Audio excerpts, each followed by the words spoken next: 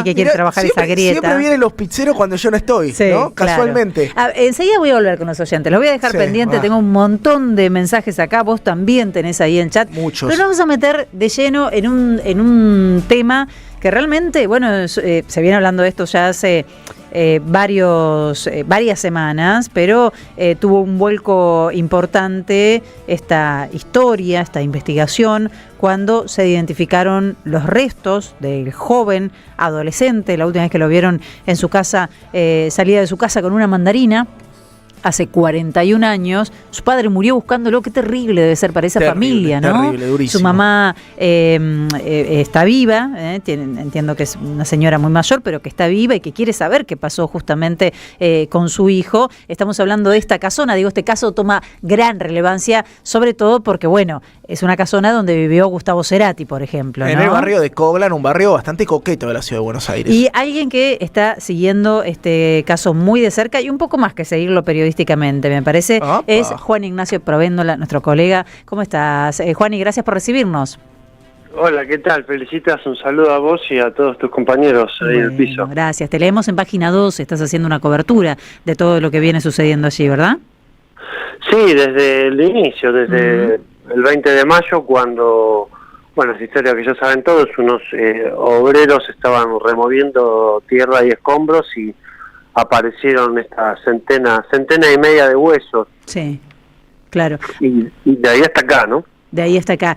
Ahora es increíble, ¿no? Los avances de la ciencia, de la antropología, porque con esos huesos después pudieron, bueno, obviamente identificar, ¿no? A quienes, a quién pertenecen esos restos, sino también determinar cuál fue la causa de su muerte.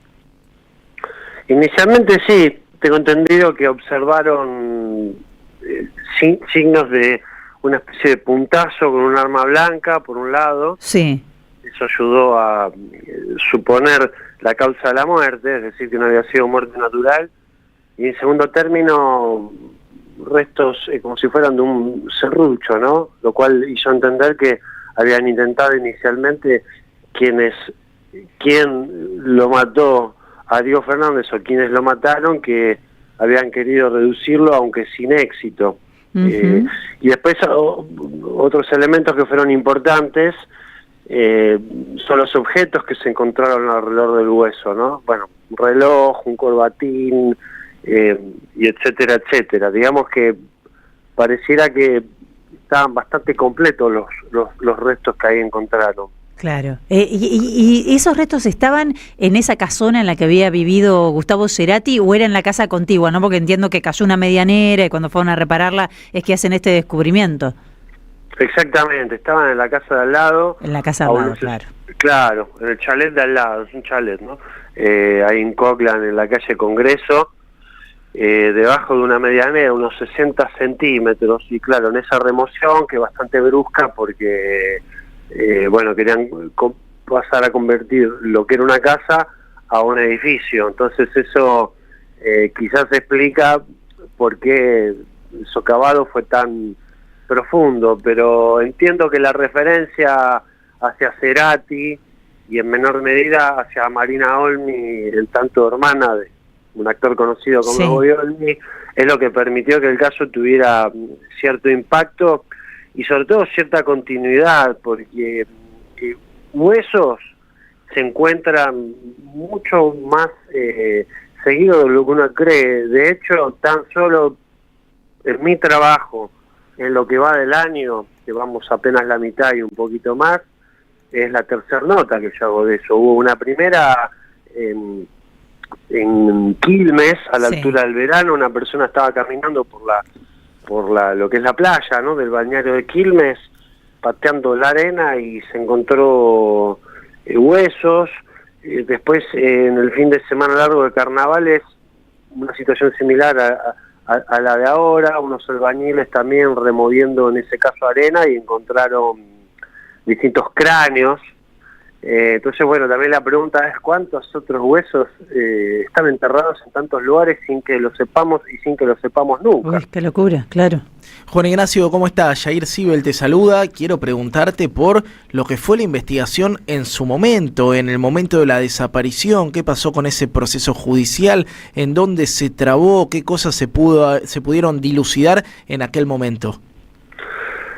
Vos decís en el proceso del año 84, cuando desaparece este chico, que fue el 26 de julio del 84. Bueno, no hubo tal proceso judicial porque en realidad los padres se acercan a la comisaría, en ese momento era la comisaría 39, bastante cerca de donde vivían, en el barrio Belgrano. Diego desapareció o fue encontrado en Coglan. La familia de Diego vivía en Villa Urquiza, y él fue visto por última vez en Belgrano. Parece entre barrios distintos, lo son, pero estamos hablando de distancias muy breves porque justo es en un nudo ahí fronterizo entre estos tres barrios, y los padres esa misma noche, del 26 de julio, se acercan a la comisaría 39 y no le quieren tomar la denuncia, le dicen, según contó la madre en su momento, que quizás se había ido con una chica, que ya iba a aparecer. Entonces, bueno, hasta que la causa prescribió, que pasaron, no entiendo que 15 años, la carátula era por fuga, búsqueda por fuga. Nunca se contempló la posibilidad de que hubiera un secuestro, una desaparición forzada, ni mucho menos un homicidio. Pongámonos en contexto, estamos hablando de 7 meses después de la vuelta a la democracia. Incluso un argumento que cuenta la madre de Diego, que le dijo la policía de aquella comisaría, era que tenían en ese momento similares, y para mí resulta imposible no compararlo con otro caso que fue un año después, exactamente un año después, o 11 meses después, que para el caso es lo mismo, estamos hablando de la misma época, que fue la desaparición de la médica Cecilia Jubileo, ¿se acuerdan? En la colonia Montes de Oca. Sí, sí. Una médica que también un día desapareció y no se supo absolutamente nada, y el modus operandi fue bastante similar, porque la carátula fue la misma. Mirá averiguación de paradero, a pesar de que en este caso no solo la familia, sino un montón de allegados de la médica, como otros doctores y amigos, y etcétera, también aportaron numerosos indicios de que no se había ido. En el caso de Cecilia Jubileo, por ejemplo, el vehículo de ella estaba en el mismo lugar. Sí, y fue mucho más mediático ese caso, además, ¿no? Tuvo más difusión. Sí, absolutamente, porque bueno, fue en el entorno de la colonia Montes de Oca, donde se descubrieron un montón de irregularidades. Bueno, en el caso de Diego Fernández, el chico desaparecido en el 84, también él tenía un medio de locomoción que era una moto. La moto también estaba en su lugar. En Cecilia Jubileo, cuando le hicieron un allanamiento, le encontraron una caja dentro de una caja de maicena en la alacena de su casa en Luján, unos ahorros en dólares. Diego también tenía unos ahorros en dólares. O sea, fíjate cómo se va comparando, y en ambos casos la inacción policial, que es la que impidió que se avanzara en el caso, ¿no? Qué bárbaro, ¿no? Si hubiera reaccionado la policía, bueno, uno no puede saber los contrafácticos, pero quizás, al menos para que esa familia sepa qué ocurrió con Diego, ni siquiera lo buscaron, es increíble. Juan Ignacio, te hago esta pregunta, ¿vos estuviste colaborando con la investigación? Sí, bueno, yo no lo conté porque es medio raro hablar de sí mismo, pero bueno, ya que me contactó tu producción, contanos, me parece dale, que nos interesante interesa. aportarlo. Bueno, me parece que fui decisivo para que se dilucide esto, porque un día me llama un colega por teléfono cuando yo hice esas notas iniciales, y me dice que él tenía un tío desaparecido en ese mismo año, a pocas cuadras de donde se encontraron los huesos, y me manda una entrevista que le habían hecho a los padres, una entrevista que ahora está dando vueltas, de una revista que era del diario Crónica, que le hicieron en el año 86. Había una foto de Diego, y Diego tenía en la muñeca un elemento que en su momento me llamó mucho la atención, que era un reloj calculadora Casio, del cual se habló. Que era un reloj que era furor en los 80, ¿no? Ese modelo, justamente. Sí, pero no en Argentina, porque en Argentina se empezó a comercializar en los 90, con lo cual hacía aún más particular ese objeto y la presencia de ese objeto en Argentina. Pero bueno, me dijo que era un tema complicado para la familia. Bueno, yo lo entiendo, digamos, alguien que desaparece, no se sabe nadie, las fuerzas de seguridad no te dan bola, no te brindan la contención necesaria. Incluso los padres de Diego en un momento pensaron que lo había secuestrado la secta Moon, que era una secta que operaba mucho en los 80.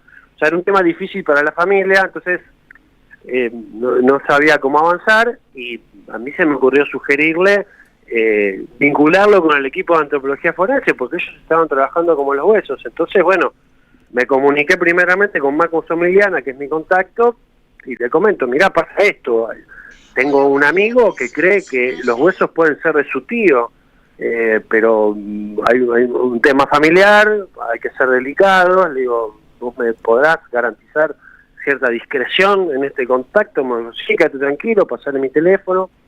Los vinculé, se encontraron, y bueno, y después hicieron análisis de sangre de la familia, y ahí determinaron que efectivamente era su tío.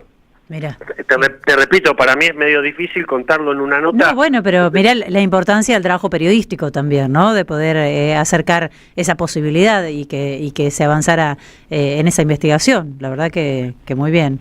Sí, creo que fue clave el vínculo, porque a partir de eso se pudo saber quién era. Claro. Ni más ni menos, ¿no? Sí, sí. Juan Ignacio, y sí. la gran pregunta que me queda dando vueltas es, obviamente este crimen prescribió, ¿no? Pasaron casi 40 años, pero ¿hay algún tipo de recoveco judicial en el caso de que, tiraste sobre la mesa un par de pruebas que ameritarían que por lo menos se profundice la investigación? ¿Qué podría pasar? Claro, ese es un asunto muy interesante, quizás para que lo determine un abogado, pero yo entiendo que las únicas causas que no prescriben en Argentina en el derecho penal son los delitos de lesa humanidad o aquellos en los que están involucradas fuerzas de seguridad. Bueno, técnicamente no se sabe por sí o por no ninguna de las cosas, claro, por más que haya ahora un sospechoso, pero bueno... La única manera que puede haber es que se avance la investigación y se sepa quién es el culpable, pero sin ninguna consecuencia penal para él.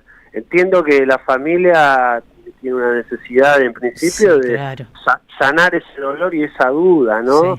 Sí. En segundo lugar, quizás la búsqueda de una condena, pero bueno, como todo el derecho, ustedes saben, se ciñe de varias fuentes y la ley es tan solo una de esas fuentes. También hay casos que permiten hacer unas ligeras interpretaciones y modificaciones de las leyes y quedan sentadas como jurisprudencia. Así que bueno, ese es un trabajo que entiendo que la familia está intentando hacer con abogados para ver cómo se puede avanzar en ese sentido. Ahora, el tema es que en esa casa donde aparecieron los huesos vivía una pareja. Un hombre y una mujer. La mujer está viva, tiene creo que 90 años, el hombre falleció. Entonces, bueno, también hay que ver cómo es la estrategia dentro de, ahora mirándolo en la otra familia, claro, sí. Cómo será la estrategia interna, ¿no? Sí. Cómo se irán señalando, diciendo quién. Yo tengo entendido que uno de los albañiles dijo, cuando encontraron los huesos, y bueno, apareció la policía, se cercó la zona y demás, que alguien de esta casa, no llamémosla la de Cerati, sino la de al lado, se acercó y dio una serie de hipótesis medio delirantes. Dijo, no, bueno, hace unos años yo pedí una camionada de tierra y capaz los huesos estaban adentro de esa camionada de tierra, cosa que es muy difícil porque los proveedores de tierra hacen un cierto análisis del material. Pero que hay claro, es muy raro que tiren un cuerpo, digamos. Claro, y la segunda teoría que dio esta persona es que quizás haya sido alguien enterrado en la época de la dictadura. Bueno, no sé, quizás el fiscal, si tiene ganas de citarlo a declarar en la medida de lo posible rápido, para que no haya peligro de fuga, lo podrá preguntar, ¿no? Porque acá hay un dato que a mí no me gustaría dejar pasar, que es que La realidad es que este caso avanzó por casualidades, digamos, un albañil que tiró, sí, claro, que movió tierra, apareció hueso, un familiar que se comunicó con un periodista y el periodista lo vinculó con el equipo argentino de antropología forense, o sea, digamos que hasta el momento la investigación no fue la más eficaz en ese sentido, con todo respeto para quienes trabajan en ella. Está muy claro cómo se dieron los hechos. Juani, gracias por recibirnos, te agradecemos muchísimo. No, un placer, un cariño a ustedes y a las órdenes. Te mandamos un abrazo grande. Gracias por ese trabajo. Te seguimos leyendo además, para tener las novedades acerca de la causa. Juan Ignacio Provéndola, lo leen en Página 12, lo siguen en las redes sociales con las novedades de este caso, que bueno, esta semana se llevó toda la atención, ¿no? Pues un misterio que llevaba muchos años sin resolverse. Aparecen estos restos y era de aquel adolescente que había desaparecido en el año 84 sin aparentemente dejar rastro. Hasta las 14, Bonavita en la 530. Construimos